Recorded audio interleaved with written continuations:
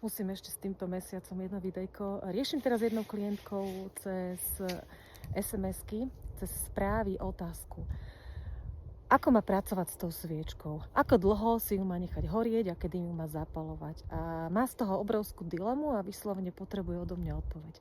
A ja jej neustále hovorím, že rob to podľa chuti, rob to podľa seba, lebo ten zámer je v tebe. Zapal si tú sviečku vtedy, kedy máš na to chuť. Nechaj ju horieť tak dlho, ako máš proste chuť ju nechať horieť.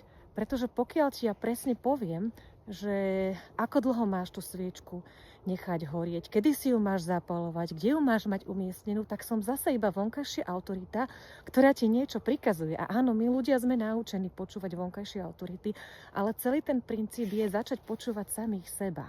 Takže ešte raz, keď máš chuť zapáliť si tú aktívnu zámerovú sviečku, tak si ju zapál.